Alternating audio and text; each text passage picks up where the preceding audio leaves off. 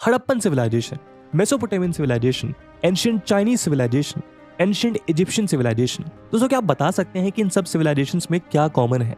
जी हाँ, ऑब्वियसली ये सभी वो एंशिएंट सिविलाइजेशंस हैं जहां से ह्यूमन सेटलमेंट्स की शुरुआत हुई। लेकिन इसके अलावा भी इन सभी सिविलाइजेशंस में एक बात कॉमन है, वो ये कि उस समय ये सभी सिविलाइजेशंस रिवर के किनारे या उसके एडजेसेंट एरियाज में बसी हुई थी, जैसे हड़प्पन्स इंडस रिवर के आसपास, मेसोपोटामियंस टिग्रिस और यूफ्रेट्स रिवर के आसपास, एंशिएंट चाइनीज येलो रिवर के पास के एरियाज में और एंशिएंट इजिप्शियंस नील रिवर के पास। लेकिन ये ट्रेंड केवल इन्हीं एंशिएंट सिविलाइजेशन तक ही सीमित नहीं रहा, बल्कि पुराने समय में दुनिया की बहुत सी बड़ी बड़ी सिटीज रिवर्स के किनारे ही डेवलप हुई। अगर हम भारत में देखें तो दिल्ली, पटना, कोलकाता, हैदराबाद, बेंगलुरु, बनारस, आगरा, कानपुर इत्यादि इत्यादि, या ग्लोबल लेवल पर देखें तो न्यूयॉर्क, लंदन, रोम, पेरिस, टोक्यो जैसे शहर नदियों के किनारे ही बसे हुए हैं। वैसे अगर आप ध्यान दें तो पॉपुलेशन के अकॉर्डिंग दुनिया के 3 सबसे बड़े शहर टोक्यो, दिल्ली और शंघाई नदियों के किनारे ही बसे हुए हैं। लेकिन क्या आपने कभी सोचा है कि ऐसा क्यों है?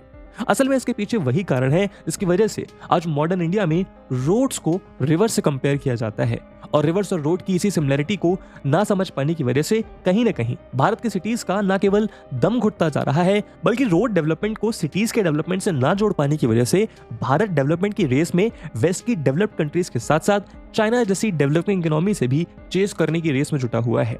तो दोस्तों आज के हमारे इस वीडियो डिस्कशन में हम रोड्स और रिवर से जुड़ी इसी पहेली को समझने का प्रयास करेंगे। इस वीडियो की इंपॉर्टेंस यूपीएससी मेंस के जीएस पेपर 1 के इंडियन सोसाइटी और पेपर 3 के इकोनॉमी सेक्शन के लिहाज से इंपॉर्टेंट है। तो चलिए शुरू करते हैं आज का डिस्कशन।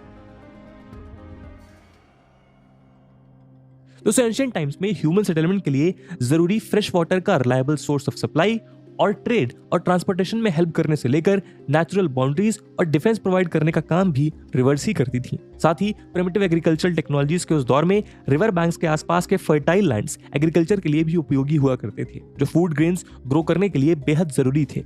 यही कारण है कि एंशिएंट टाइम से ही अलग अलग सिविलाइजेशंस में प्राइमरी ह्यूमन सेटलमेंट्स और पॉपुलेशन ग्रोथ रिवर बैंक्स के किनारे ही कंसोलिडेट होती गई। यहाँ तक कि अगर हम भारत की बात करें तो महाजनपदा पीरियड में 16 महाजनपदास या किंगडम्स के बीच मगध के अल्टीमेटली विक्टोरियस बनने के पीछे भी मगध की राजधानी पाटलिपुत्र का गंगा, गंडका और सोन नदियों के कॉन्फ्लुएंस पे बसा होना और मगध का गंगा के फर्टाइल लोअर प्लेन्स पर कंट्रोल होना ही था। नतीजा ये हुआ कि समय के साथ ज्यादातर बड़ी बड़ी शहर भी रिवर बैंक्स पर ही डेवलप्ड हुए। लेकिन अगर हम आज की स्थिति में देखें तो जैसे जैसे ह्यूमन सिविलाइजेशन साइंटिफिकली एडवांस होती गई, उनका रिवर पर डिपेंडेंस कम होता चला गया, जिससे अब ह्यूमन सेटलमेंट्स को रिवर के अराउंड ही डेवलप करना जरूरी नहीं रह गया।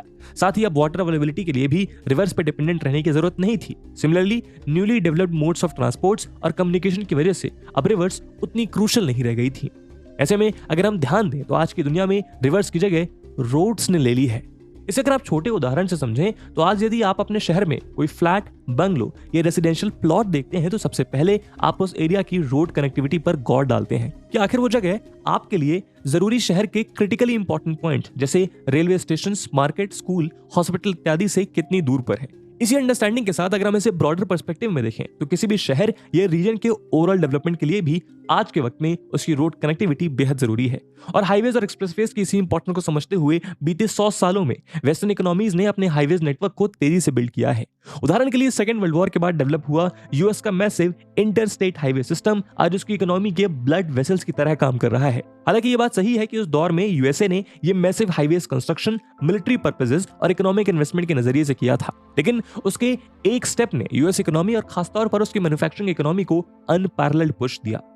और यही कारण है कि यूएसए के बहुत से इंडस्ट्रियल टाउन जैसे एटलांटा, टक्सन और डेनवर रोड्स और रेलवेज की मदद से बिना किसी मेजर रिवर या सीपोर्ट के प्रेजेंस के भी दुनिया के सबसे बड़े इंडस्ट्रियल बेसिस में से एक बनकर उभरे हैं।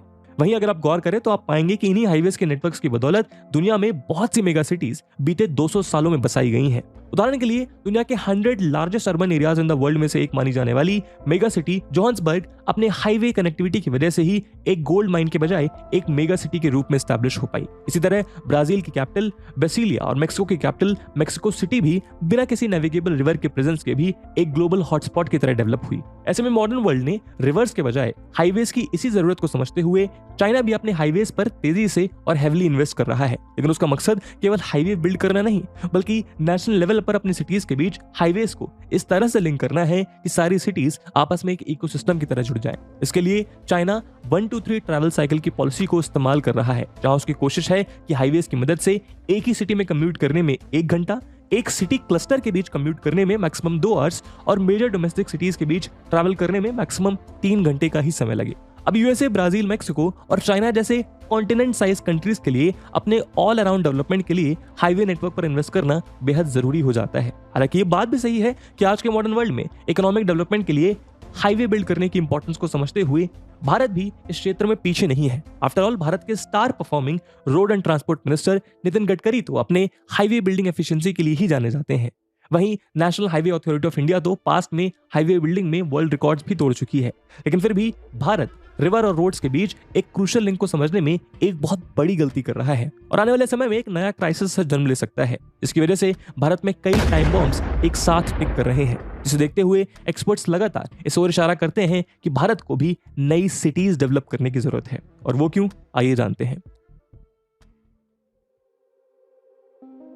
दोस्तों, ये बात सही है कि आज के समय में हाईवेज किसी भी इकोनॉमी की ग्रोथ के लिए बहुत जरूरी है, मगर कोई भी इकोनॉमी केवल हाईवेज की वजह से बिल्ड नहीं हो सकती, बल्कि उसकी ग्रोथ के लिए उस इकोनॉमी के हॉटस्पॉट्स का ग्रो होना भी उतना ही जरूरी है। और हर देश की तरह भारत ये इकोनॉमिक हॉटस्पॉट भी उसकी मेगा सिटीज और मेट्रो सिटीज में ही कंसंट्रेटेड है, जो कि तेजी से अपने डिग्रेडेशन की ओर बढ़ रहे हैं। अब आप पूछेंगे कि वो कैसे? चलिए हम इस कहानी में थोड़ा पीछे चलते हैं।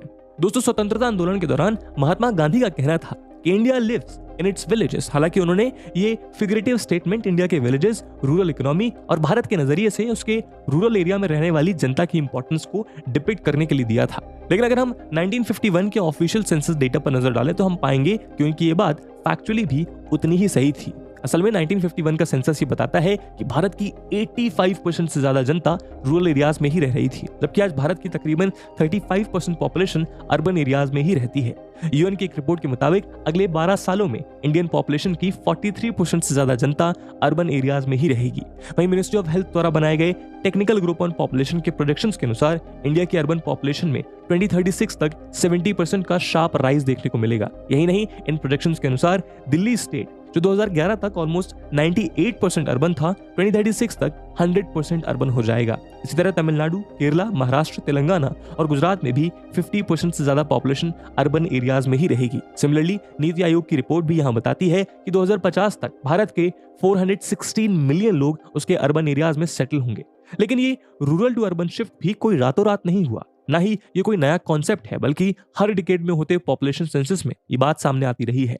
ऐसे में ये कहना गलत नहीं होगा कि आने वाले समय में भारत विलेजेस में नहीं बल्कि अर्बन एरियाज और उसकी सिटीज में रहेगा। इस शिफ्ट का प्राइम रीजन है इकोनॉमिक और सोशल वेलबींग।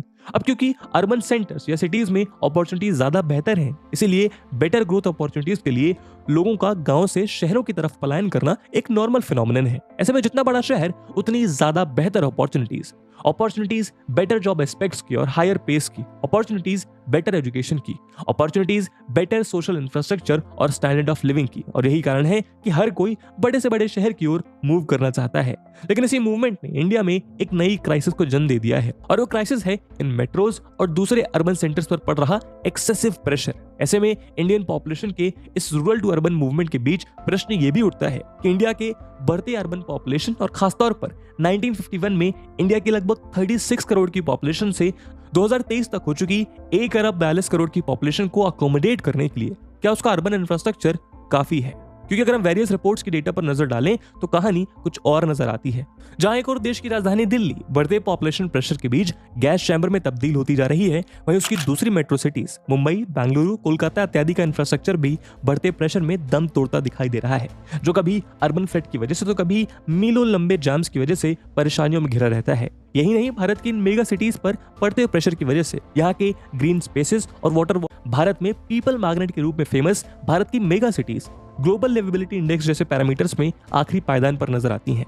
मगर इस सब के बाद भी विडंबना यह है कि भारत की मेजर इकोनॉमिक एक्टिविटीज और अपॉर्चुनिटीज ही इन मेट्रो सिटीज तक सीमित हैं, तो आम आदमी क्या करे? आफ्टर ऑल, महाराष्ट्र के 2021-22 के इकोनॉमिक सर्वे के अनुसार मुंबई अकेला उसकी टोटल जीएसडीपी का ऑलमोस्ट 1/5 शेयर कंट्रीब्यूट करता है। सिमिलरली, बेंगलुरु अर्बन केरला कर्नाटका की जीएसडीपी का 36% शेयर कंट्रीब्यूट करता है। यानी आज देश के वो राज्य जो इकोनॉमिक एक्टिविटीज का हब माने जाते हैं, उनमें भी इकोनॉमिक एक्टिविटीज कुछ पर्टिकुलर रीजन्स में ही कंसंट्रेटेड है, जिससे इन मेट्रो सिटीज पे प्रेशर तो बढ़ता ही है, लेकिन साथ ही इससे देश भर में इकोनॉमिक डेवलपमेंट के अनसस्टेनेबल रीजनल डिफरेंसेस भी देखने को मिलते हैं। यही कारण है कि भारत को अपने सस्टेनेबल इकोनॉमिक डेवलपमेंट और टिकिंग टाइम बॉम्ब बन चुके अपने एग्जिस्टिंग मेट्रो सिटीज और अर्बन सेंटर्स को बचाने के लिए नई सिटीज डेवलप करने की जरूरत है, जिससे न केवल पूरे भारत में इकोनॉमिक डेवलपमेंट का इक्विटेबल रीजनल डिस्ट्रीब्यूशन हो सके, बल्कि रूरल टू मेट्रो सिटी हो रहे मास माइग्रेशन को भी रोका जा सके।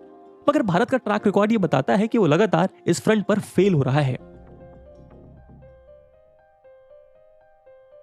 दोस्तों, इंडियन अर्बन सिटीज के लगातार डिग्रेड होते स्ट्रक्चर को देखते हुए बार बार ये बात की जाती है कि भारत को अपनी मेट्रो या कुछ बड़ी सिटीज पर रिलाई करने के बजाय टियर 2 और टियर 3 को भी डेवलप करने की जरूरत है। मगर फिर भी ताज्जुब की बात यह है कि बीते 75 से 80 सालों में भारत में केवल इतनी ही प्लांट सिटीज डेवलप की गई हैं जिन्हें हम अपनी उंगलियों पर गिन सकें, जिसमें मेनली कुछ को ही सक्सेसफुल डेवलपमेंट्स के तौर पर गिना जा सकता है, जिनमें प्रमुख हैं 1946 में डेवलप हुआ भुवनेश्वर, 1958 में कोलकाता के पास डेवलप की गई सॉल्ट सिटी, 1965 में अहमदाबाद के पास डेवलप किया गया गांधीनगर, 1965 में डेवलप हुआ चंडीगढ़, 1970 में चेन्नई के पास डेवलप हुआ चेन्नई, 1972 में मुंबई के पास डेवलप किया गया नवी मुंबई, 1976 में नोएडा और 2000 में डेवलप हुआ न्यू रायपुर। इनके अलावा इस लिस्ट में गुड़गांव और हाल ही में आंध्र प्रदेश की कैपिटल के तौर पर अमरावती और गुजरात की फेमस गिफ्ट सिटी जैसे कुछ और नाम जोड़े जा सकते हैं, जो कि अलग अलग नेशनल हाईवेज के जरिए देश के इंपॉर्टेंट इकोनॉमिक हॉटस्पॉट से जुड़े हुए हैं, जिनमें खासतौर पर गिफ्ट सिटी और यहाँ के स्पेशल इकोनॉमिक जोन को खासतौर पर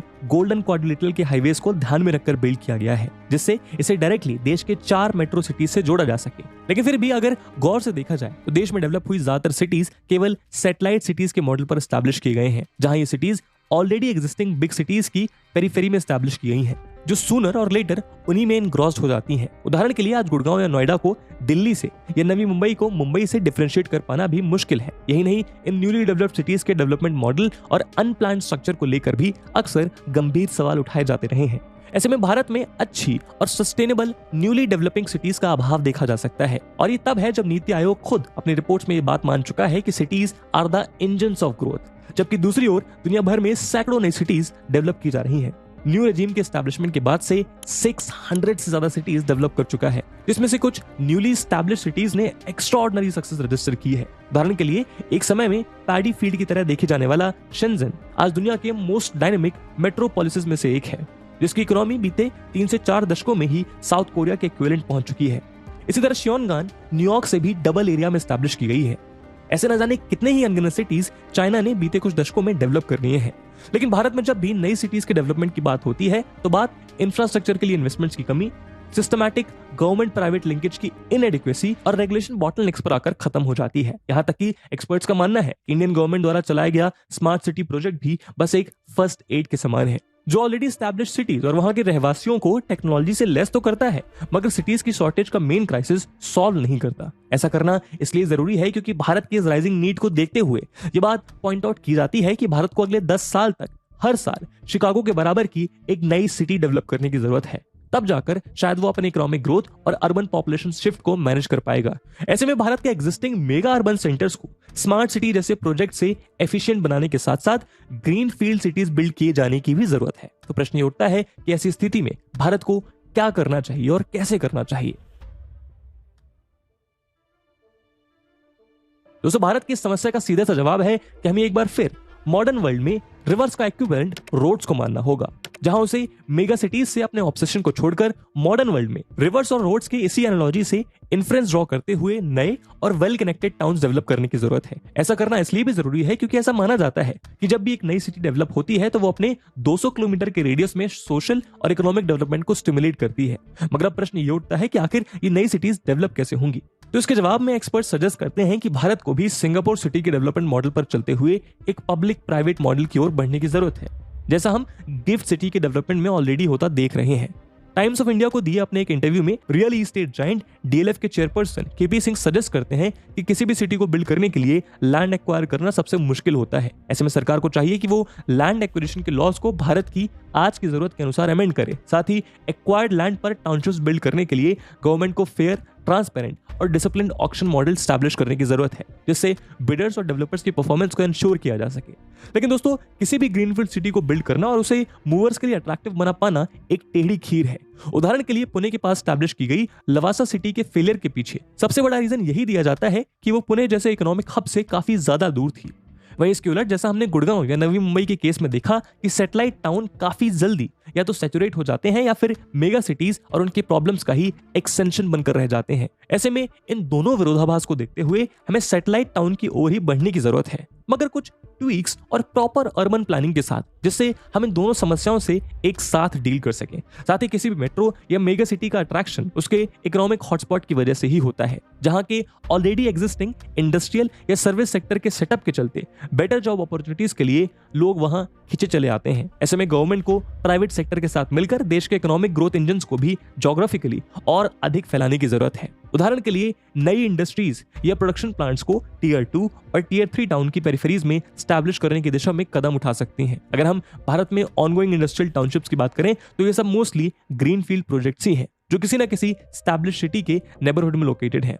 उदाहरण के लिए सेंट्रल और स्टेट के बीच ज्वाइंट वेंचर के रूप में डेवलप हुए national industrial corridor development programme के अंडर गुजरात का ढोलेरा, महाराष्ट्र का शेंद्रा बिटकिन, उत्तर प्रदेश का ग्रेटर नोएडा और मध्य प्रदेश का उज्जैन शामिल है। वहीं इस मॉडल की सस्टेनेबिलिटी इंश्योर करने के लिए इसे भी पीपीपी मॉडल से ही आगे ले जाया जा रहा है, जहां गवर्नमेंट एरिया को डेवलप करने के लिए इनिशियल रिसोर्सेज पर स्पेंड करेगी, जिसके बाद प्राइवेट इंडस्ट्रीज और एमएनसीज यहां पर लीज या बाय आउट करके अपने फैक्ट्रीज और ऑफिसेज बिल्ड करेगी। अगर भारत में टाउनशिप्स मॉडल सक्सेसफुल होते हैं तो इससे इकोनॉमिक अपॉर्चुनिटीज को लेकर देश में मौजूद डिस्पैरिटी तो दूर होगी ही, पर साथ ही माइग्रेशन ट्रेंड में भी एक स्ट्रक्चरल चेंज देखने को मिलेगा। इसके अलावा भारत को अपने टाउन्स को भी स्मार्ट टाउन्स में बदलने की जरूरत है, जिससे इन टाउन्स के साथ साथ यहाँ के आसपास के रूरल एरियाज में रहने वाले लोगों के बीच better standard of living, education या दूसरी फैसिलिटीज के लिए सिटीज के बजाय इन सर्व सुविधा युक्त टाउन्स की ओर अट्रैक्शन बढ़े। यदि भारत ऐसा कर लेता है तो भारत अपने सब अर्बन एरियाज को ही डेवलपमेंट क्लस्टर्स की तरह एस्टैब्लिश कर पाएगा, जो आने वाले डिकेड्स में अपने आप सिटीज में तब्दील हो जाएंगे, जैसा हमने पास्ट में किसी भी दूसरी सिटी के साथ होते देखा है। ऐसा करने से भारत आने वाले 20 से 30 सालों में भी सस्टेनेबली